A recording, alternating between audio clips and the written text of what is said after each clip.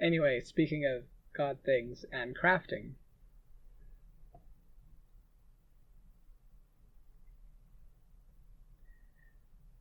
he also does beading.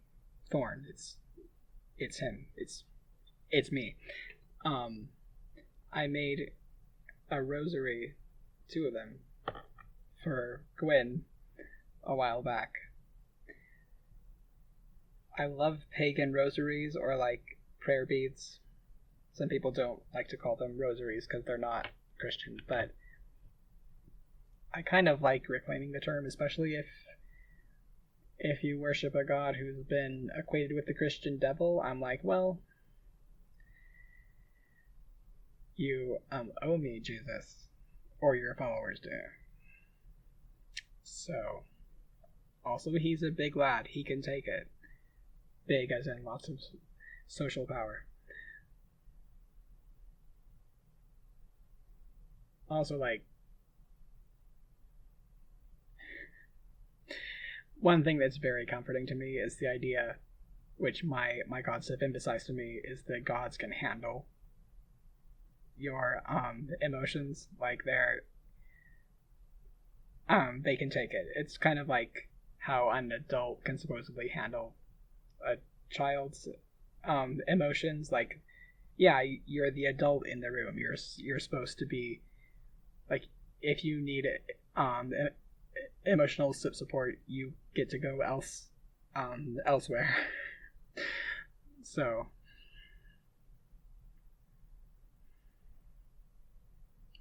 anyway, this is one of them. It's made of black, silver, white, and 2 shades of blue beads. It's very sparkly. This little crown charm at the end here. Let's see if I can. Well, my camera focus challenge 2022.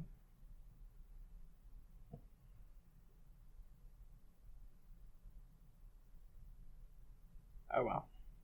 I think it's because my face is in the way.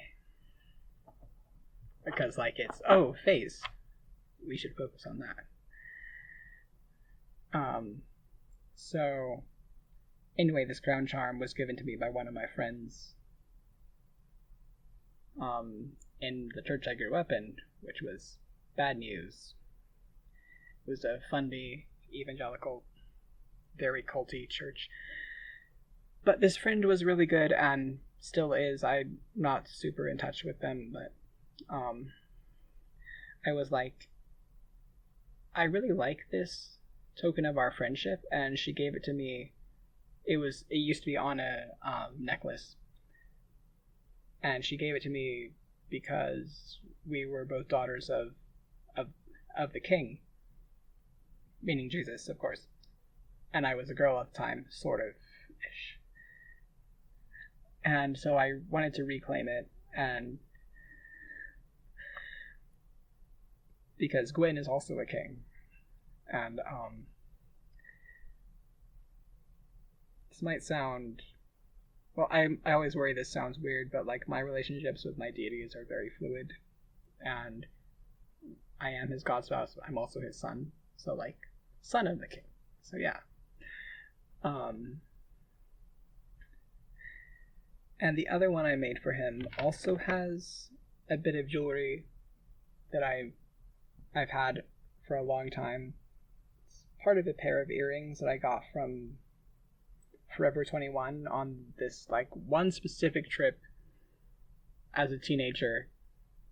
I got 3 pairs of earrings, and I think I still have all of them, but I've repurposed them in other ways. And this one is a translucent blue, like dark blue teardrop, and the colors are pretty much the same as the other one, silver, black, and blue, but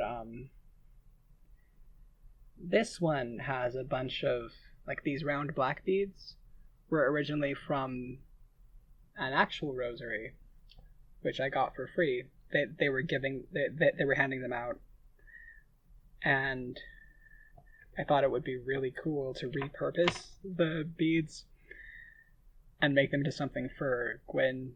Just, it felt like kind of a very healing and powerful thing,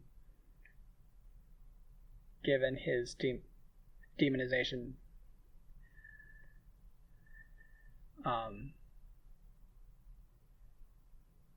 It just feels like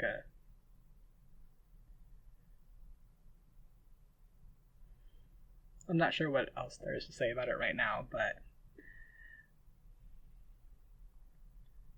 I know what that's like. Being seen in a certain way that doesn't fit you and that goes against your actual values, and maybe makes people that you love see you as the enemy or other. So I'm glad that I can help in whatever way I can, help to change that in some sort of magical way, or also just like emotionally. Like I'm a human, and he's a big old god, but it's still really awesome when he lets me be there for him emotionally and shows me that vulnerability.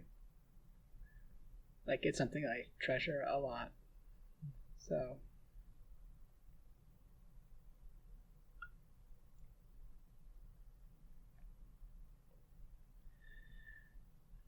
and that reminded me of the other thing I wanted to say, which is about my album of Gwyn songs. I don't know why I said that.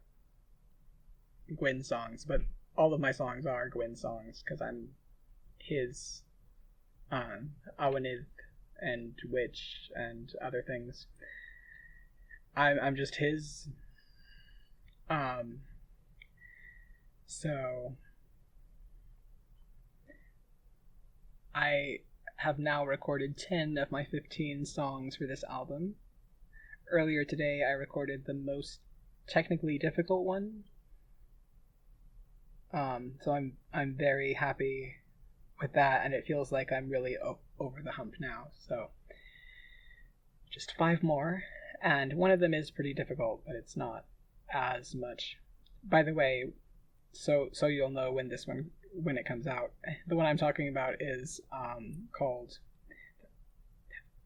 31 October, and it's about me being excited for Gwyn coming back on that day, because he kind of dies and sleeps and leaves sort of for the summer, except like in my experience,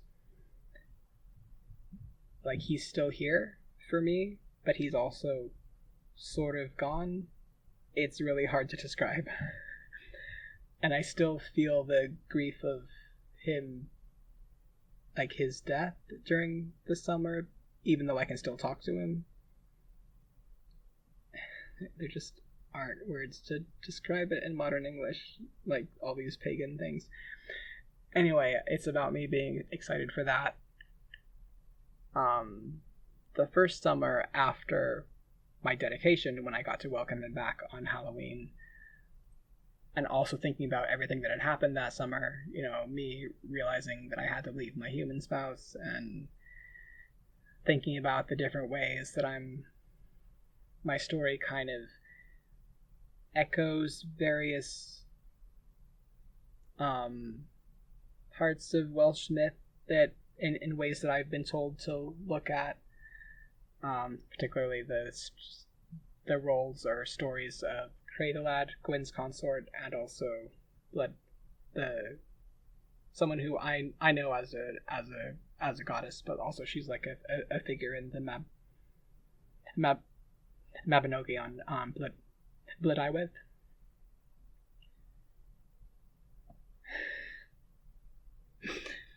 This song, I didn't realize it at first, but it has a surprising amount of innuendo in at least one of the verses. And then I realized, I'm talking about wedding nights and magic spears and I just went with it. But the magic spear in question is referring to the one Granu made in the Blood Eyelids story. And I feel like Gwyn also has, like, that's the weapon he uses, a spear. So... However, I cannot sing that line with a straight face, so just imagine me cracking up when I sing, like, come and bring your magic spear. Like...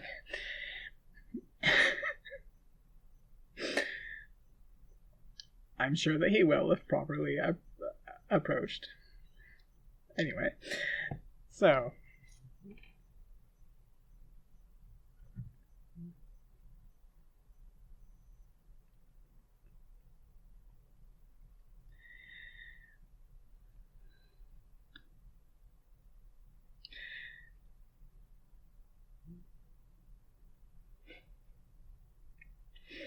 Head empty magic spear.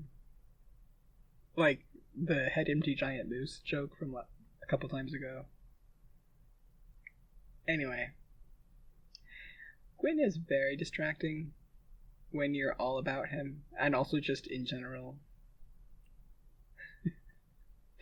Sparkly, fabulous fairy king. Alternately very grim and also like, and then just like extremely ridiculous and also just full of joy and delight sometimes. Delight is also one of the things I call him. So I have Soul's Desire and Soul's Delight. So... Well, that feels like a ending point.